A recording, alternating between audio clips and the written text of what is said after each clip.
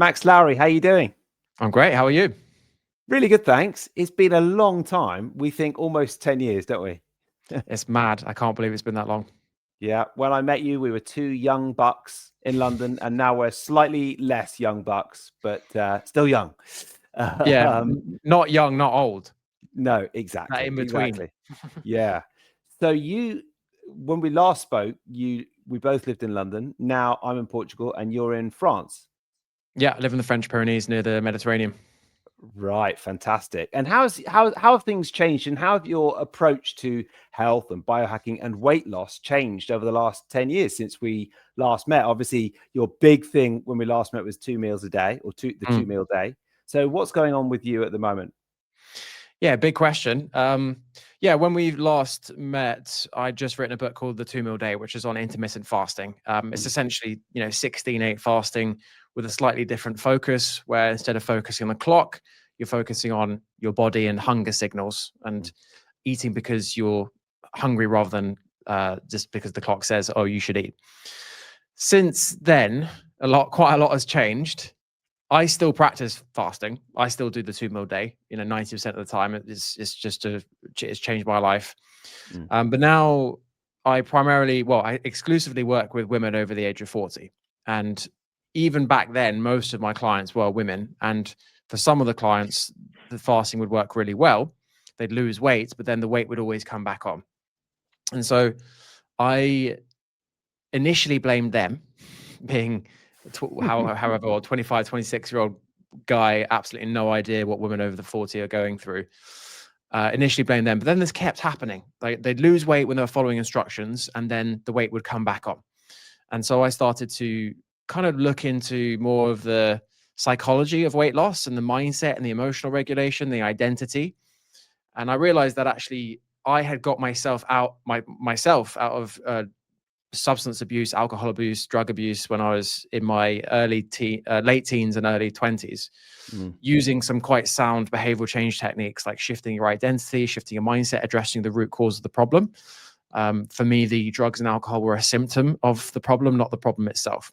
And so I then kind of applied that same thinking to the women and the clients I was working with, and kind of formed the basis of how we help our clients now. So mm. we kind of take a holistic approach where, yes, we look at their nutrition. Yes, we look at their exercise, but actually we're very much changing how they think, um, getting them to reduce the emotional eating, the stress eating, the dependence on food to fulfill an emotional need, getting them out of all or nothing thinking, which has been uh, plaguing them from doing all these different diets, and helping them work with their bodies at the age of 40 with the perimenopause and menopause instead of against their bodies. And that's kind of exclusively what we do now with a kind of one-on-one coaching program. Fantastic. And I think obviously this is the perfect time to be talking about this sort of thing. And I hope that men listening as well as women will find a lot to gain from this conversation, not least because Max lives one of the most awesome lives in terms of his own, well, biohacking or wellness, you might say, including being an absolute daredevil climber. And some of your Instagram posts absolutely terrify me. I don't know how you quite do it. Well, I hear this a lot, right? People tell me I couldn't do what you do, I'll be too scared. I'm shit scared every time I go. I'm having to I'm having to fight against the primal fear of falling off a high cliff, and that's Mm, kind of why I like it so much, because you're faced with this really primal fear, which you're not, like, human beings don't ever, in Western society, we're not faced with these kinds of fear. And that's a good mm, thing in lots of ways. But actually, I think there's a benefit to facing reflexes and instincts that you have, and being able to work through them. And that's kind of why I like cold water therapy as well. It's the same kind of instinct to not go in that cold water and to get out of the cold water as soon as possible. And the act of having to overcome that, I think, has loads of benefits. So yeah, I live in the Pyrenees. I'm climbing, cycling, hiking every spare second that I have, which is great. yeah, and I guess also when you're shit scared, you're very much in the moment and you're not thinking Exactly. about anything else. Yeah, and there's not many things or activities where I'm truly in the moment. You Mm, cannot think about anything else when you're in that situation, and I think yeah. that's another reason why I like it so much. Whereas like swimming, cycling, running, it's great, but you're still thinking, your brain's still on. And sometimes that's good, but actually sometimes I don't want to think. I just want to focus on the thing that I'm doing in that moment in time. Okay, well, more on that in a sec. Let's talk weight loss then. Start of the year. Inevitably, I've been working in wellness. My first audiobooks came out in 2005, and Wow. always January is the time when people start to think about looking after themselves, mind and body. And often, actually, I find in terms of book sales, I don't know about you because you've obviously got a very, very successful books as well, but it's Christmas, it's Boxing Day, and it's not even Boxing Day. Sometimes it's Christmas night. Oh yeah. They are looking, the moment the Christmas dinner has ended, they're on it. And so a lot of people might sort of have a twinge of recognition at that. Yeah, 100%. I see it every single year, unfortunately. I mean, it's good in some ways because obviously more clients, which is great, but it's depressing because you just see the same patterns in people every single year. And you're exactly right. There's all that build up of basically what I see people write off the whole of December. Well, I don't have any control at all, so I might as well just write the whole thing off. And they're kind of telling themselves in the back of the mind, right, I'm going to start in January. I'm going to start in January. I'm going to start in January, thinking, yeah, I'm going to be really proactive. This is what I'm going to do, and it doesn't matter what I'm doing now because I'm going to start in January. Then the Christmas meal finishes because it kind of builds that moment, doesn't it? And the Christmas meal is over. You're then sitting there feeling quite stuffed, maybe feeling quite guilty. And that's when people are clicking and buying and looking into ways of what they're going to do to counteract the month of December and the rest of the year. Yeah. And the secret for me is always, and we've done a podcast on this in the last week or so, is how to make sure one's resolutions or one's plans stick. And it comes down to habit change. And it often comes down to, fairly sort of deep coaching, emotions, sort of really delving into someone's values, beliefs, identity. And from what you've just been saying, that's the same with you. It's not always about, what time you eat dinner in the evening, but it is about some fairly deep rooted stuff. Yeah, 100%. I think, especially with New Year's resolutions, I think the all or nothing mentality very much is a big reason why people don't stick to the resolutions, because essentially they're setting themselves up to fail from the very beginning. Right. Yeah. It's January. I'm going to get 20,000 steps in every single day. I'm not going to have any sugar. I'll quit sugar now. I'm going to do all these things. And then inevitably they give up. And then when they give up, it's more proof that they can't do this, more proof that they are a failure, that they're someone that cannot lose weight, they're someone that cannot be consistent. So there's that element. And then there's a whole host of what's actually causing the weight gain in the first place.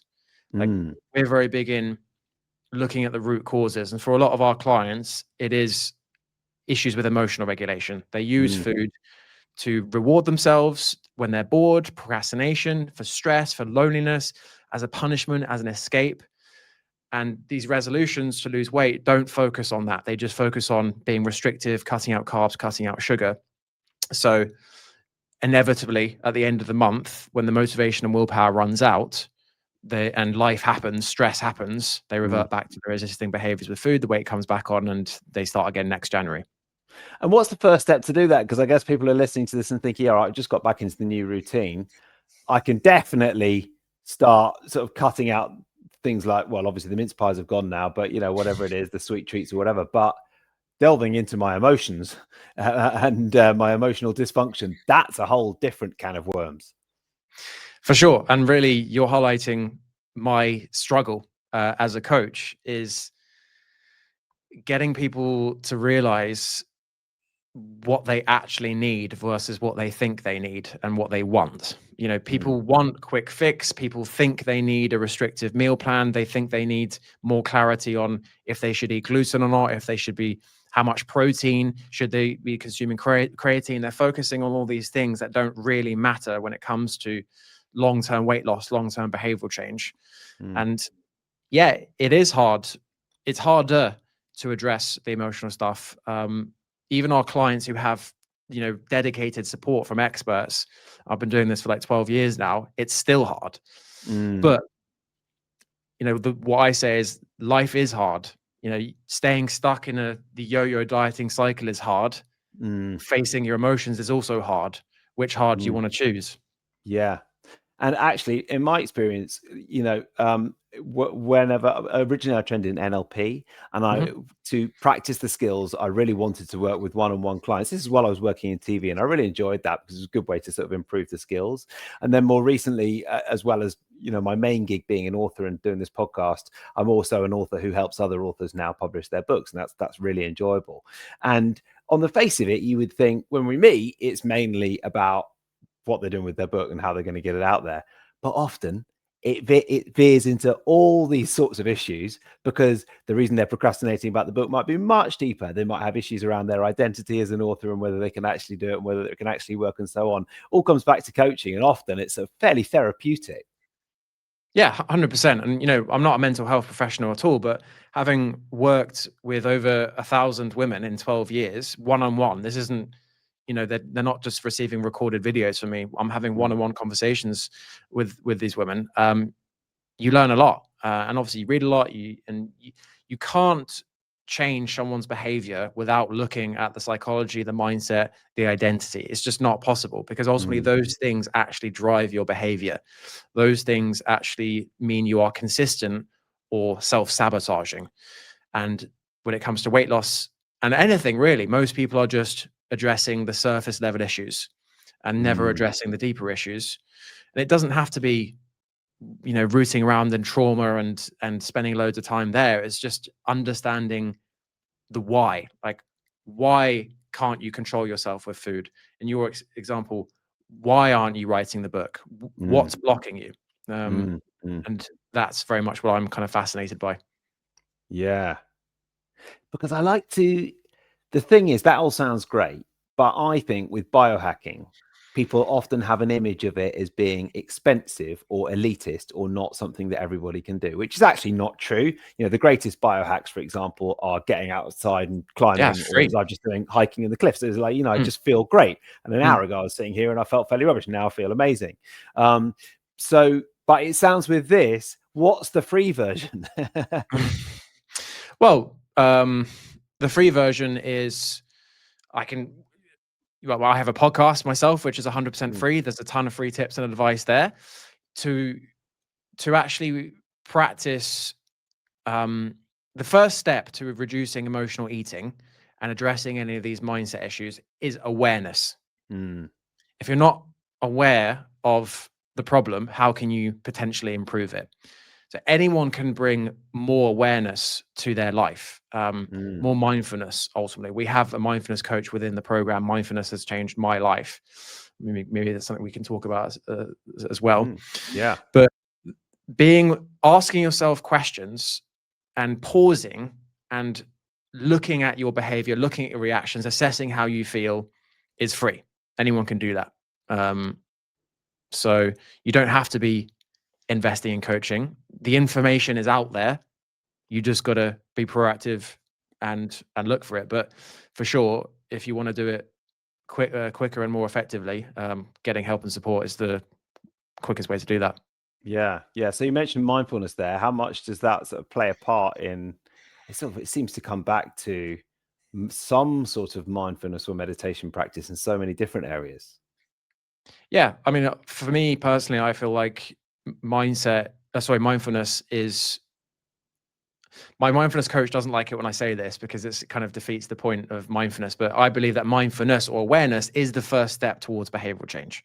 Like, for me, mindfulness is creating space between your thoughts, your feelings, your emotions, and your reaction to those thoughts, feelings, and emotions. So the more space you have in between those two things, essentially the more control you have potentially. But what happens with most people is there's no space. It's thought, feeling, emotion, reaction. And those reactions can either be positive or negative. And obviously for a lot of the clients that I work with, it's negative. It's turn to food. It's go into all or nothing thinking. It's have an argument with your partner. It's have a drink. It's tell yourself you're a failure, etc. So mindfulness is the act of just bringing awareness to these random automatic thoughts, feelings, and emotions that pop into our head and creating space in between you and that reaction. Right. And then, so there might, when people are sort of thinking at the start of January, right, that's it, this is the year, Mm. and then through the middle of January and it's sort of starting to go wrong, that is presumably one area that helps. Yeah. So I mean, the awareness in that situation would be that that in that example, that person has a tendency to be all or nothing in their habits. So awareness is right. Usually I'm all or nothing. So what can I do that isn't all or nothing? What can I do that is sustainable, enjoyable, and fits into my life? So that would be that first step. If you don't know you have these all or nothing tendencies, you don't know any better, then you're just going to keep doing the same thing that you do every single year and set yourself up to fail, which then feeds the identity. See, I told you, you're a failure. You can't do this. You've always been overweight. Don't fool yourself.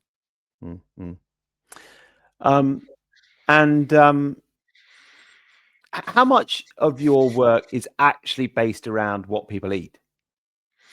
So ultimately, we are still aiming to achieve a calorie deficit. That's how someone loses weight, right? But the way that we do that by focusing on number one, we call resetting their body into fat burning mode, metabolic flexibility. So that hasn't really changed in terms of how I approach that since the 2 meal day book. However, we do it without fasting initially. So the initial kind of 4 weeks of working with someone, we're trying to get them to fuel themselves better so they are less hungry, more energized, and able to tap into their fat reserves, right? Which is also known as being metabolically flexible.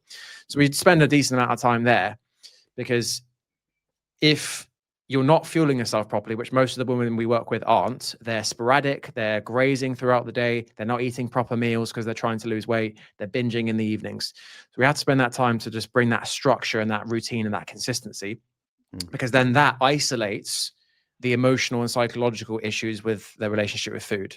So if we know they're fueling themselves properly and they're still craving, they're still hungry, we can go, well, it's not physical hunger, it's likely to be emotional or psychological hunger. So the nutrition stuff is really not that complicated. Like fueling yourself, cooking from scratch, protein, trying to limit processed foods on the whole, not completely.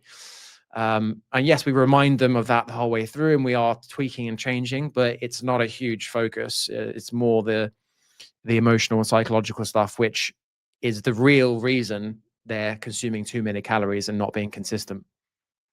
Wow. Yeah. That's very cool. It all sounded quite straightforward the way you just put it then. I mean, yeah, what we teach is not rocket science, right? It's all proven strategies. It is actually the basics done consistently. But the issue is the perceived simple things in practice can be very complicated because of your mind, ultimately.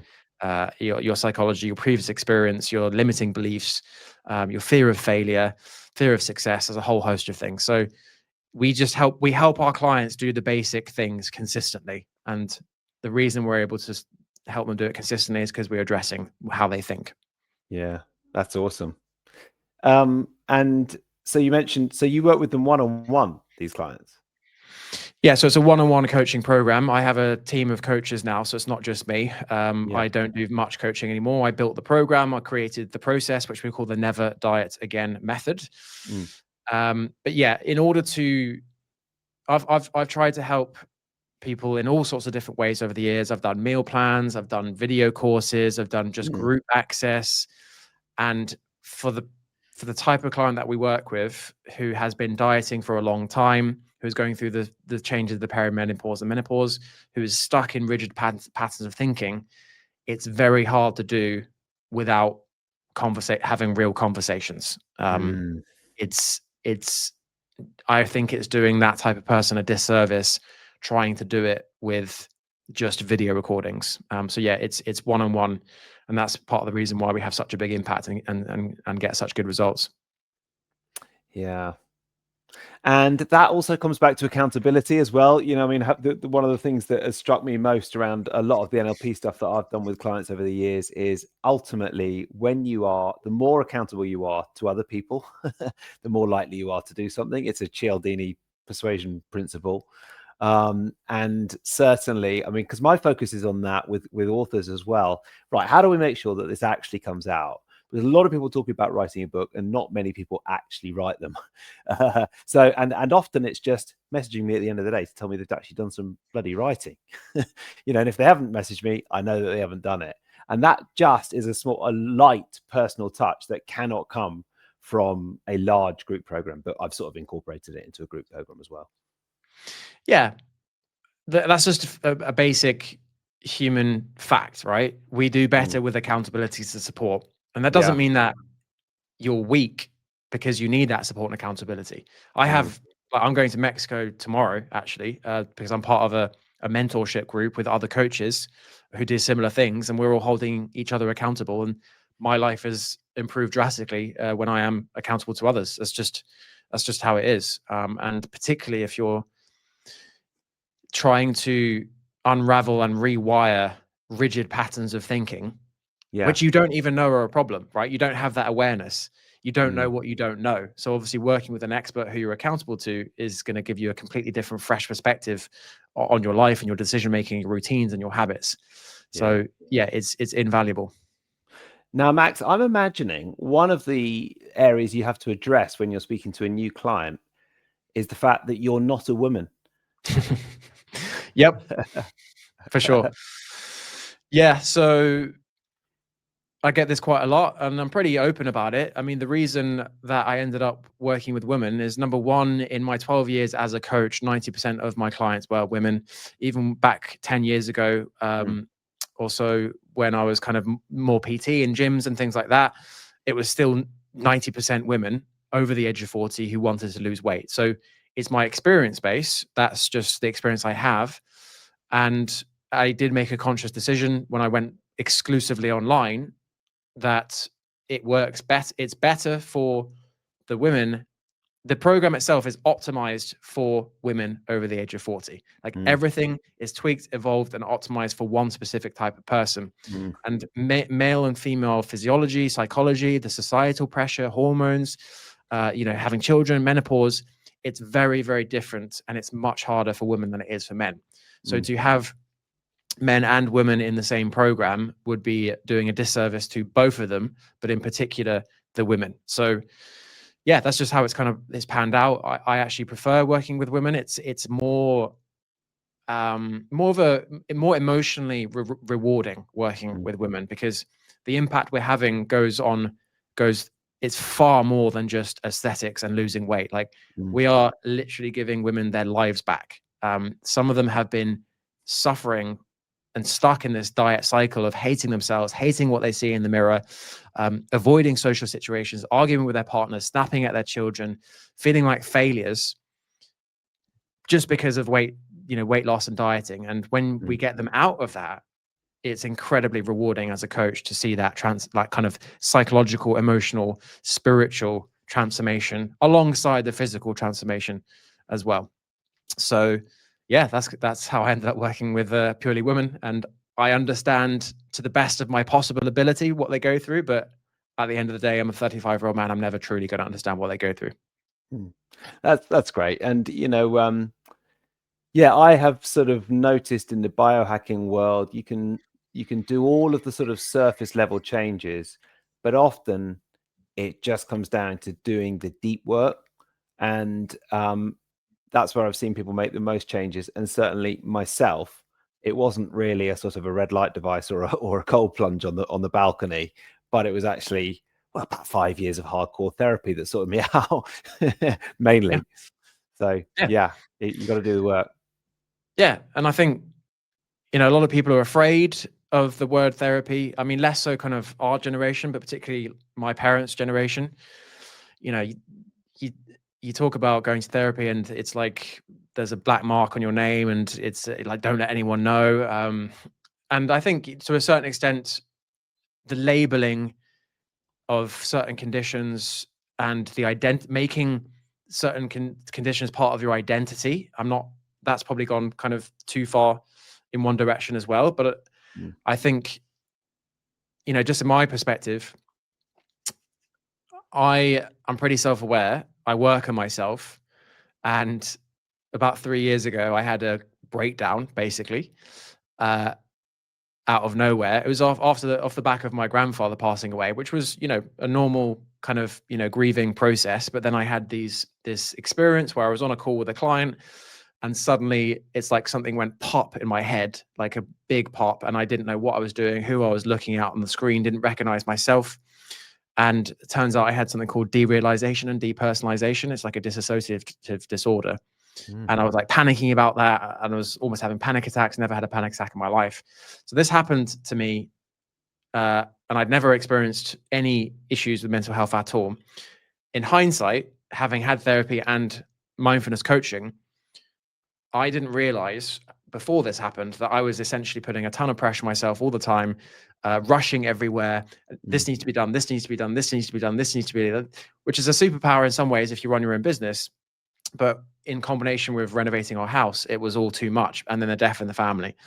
So if you don't ever, I'm self-aware, right? I'm teaching other people how to be self-aware. But in that, I had no idea that I was behaving like that. I couldn't see it. So that's obviously the benefit of working with a therapist. Also, if I'd got therapy before that and explained my thought process and how I was living, they'd probably say, well, yeah, no shit, that happened. But you just don't know. So, it's a good thing that happened. I'm a stronger, more resilient person. I'm a more empathetic coach. I've learned a lot. I've learned about mindfulness. But if I had therapy before, it probably wouldn't have needed to happen in such an extreme way. So yeah, it's if you're someone that thinks you don't need therapy, then you are someone that needs therapy. Yeah, the unconscious behavioral processes and patterns. It's just we just don't see them ourselves. Sometimes, I mean, sometimes it's fine, but like it's sometimes not even that obvious. I think you could even now it might be hard for you to explain. For me, it's quite hard to explain exactly what was going on then. But having unpicked it, I sort of know the essential components. So, well, I'm glad to hear you sort of come through that, and that sounds a fairly intense process. Yeah, it was intense. It was like these physical sensations which I'd never ever, experienced before. But yeah, it's all part of the learning process. And the good thing is, I did reach out for help immediately. Whereas I'm told lots of people don't. They kind of suffer in silence, and it becomes like this. You can get stuck in these. The more you get stuck in these anxiety thought loops, especially with derealization and panicking, it becomes like an embedded neural pathway in your brain, which can be very difficult to get out of. But I managed to kind of veer out of that thinking and veer out of those reactions, and like quite early on, and that's why I think I've done well, and that's because I was open to receiving therapy and open to asking for help. And if you're not, then potentially you're going to be stuck. Well, I didn't expect we were going to talk about that, but that's really good to hear that you managed to sort of deal with that so well. Let me ask you about your routine then. And I'm fascinated to know about your sort of biohacking routine. It doesn't have to be related to weight loss in any way, but just what does the day look like for you in the morning, in the evening? Are there any particular biohacks that you introduce to the day? Well, it's funny you should say that, because for the last 2 years, I have basically been doing the opposite of biohacking. I have just been waking up, drinking a cup of tea, and going straight to work. And that's because I'm most creative in the mornings. And that served me for a period of time, especially when we were renovating the house. But actually, what I've realized in the past few months is that actually I'm not leaving the house enough. I'm working so much. I need to switch this up. So I've switched it up, and I wake up, I drink a glass of water, I throw some clothes on, and I go outside for a half an hour walk without my phone. Phone doesn't, it's still charging. Don't even look at it.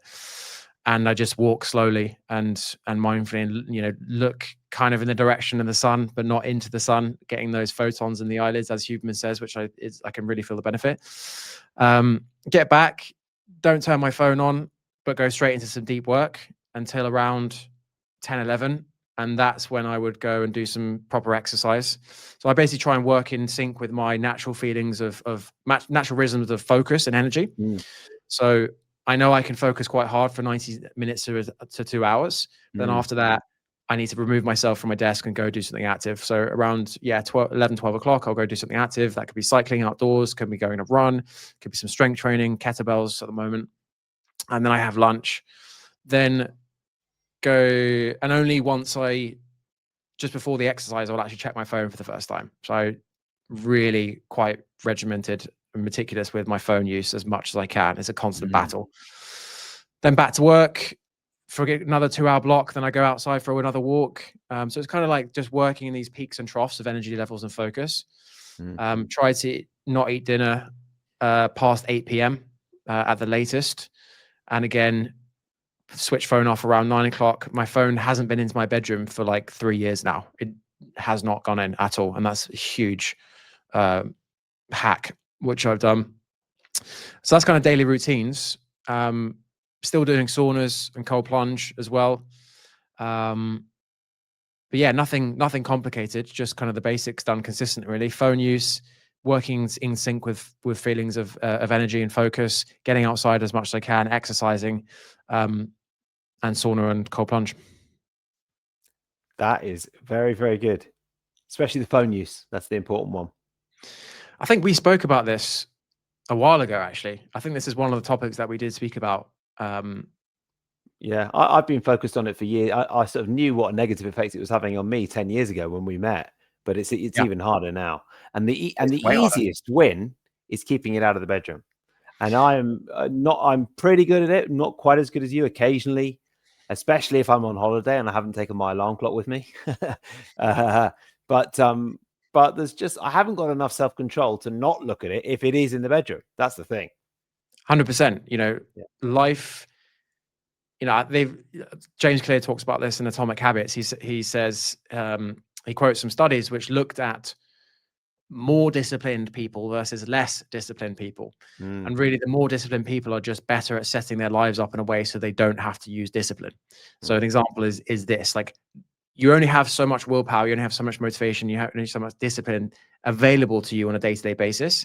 And so having your phone in your room, you are fighting against the way that they are designed, which is to get us sucked in, to keep us consuming dopamine. There's so much like neurochemistry and psychology going in with these phones. So you're essentially having to will yourself not to look at it because you're not meant to at the end of a hard, tiring day.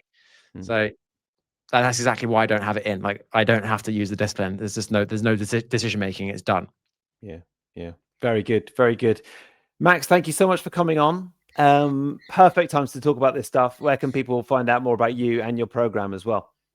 Yeah, thanks for having me, Tony. So I would say either my Instagram at max.lowery, Lowery, daily information there, or my podcast if you want to really go into more detail and really listen to what we do and how we can help. And that's the Never Diet Again podcast by Max Lowery. Good stuff, Max. Thanks for coming on. Thanks.